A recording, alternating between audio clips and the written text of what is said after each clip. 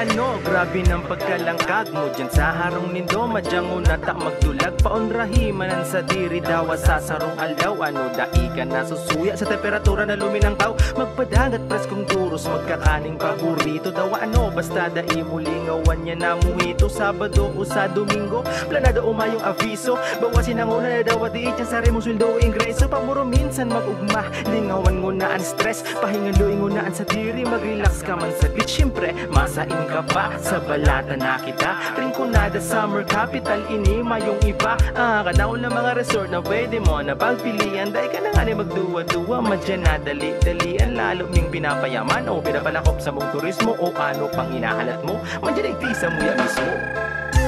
Maglado-plado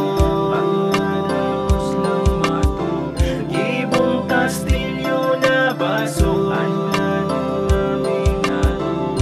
sa irarong kansaldang magkarawat sa pangpang, sa kadagatan kan balatan.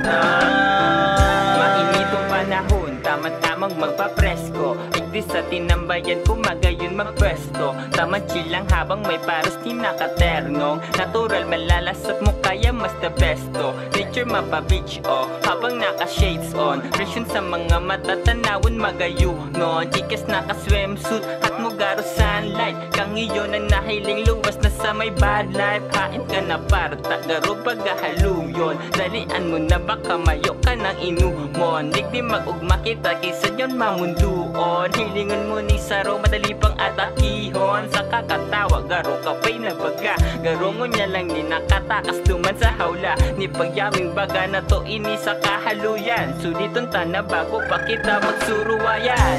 Maglado-plado gibong kastilyo na basuan, sa irarong kansaldang magkarawat sa pangpang, sa kadagatan kan balatan. Maglado-plado gibong kastilyo na basuan, sa irarong kansaldang magkarawat sa pangpang, sa kadagatan kan balatan.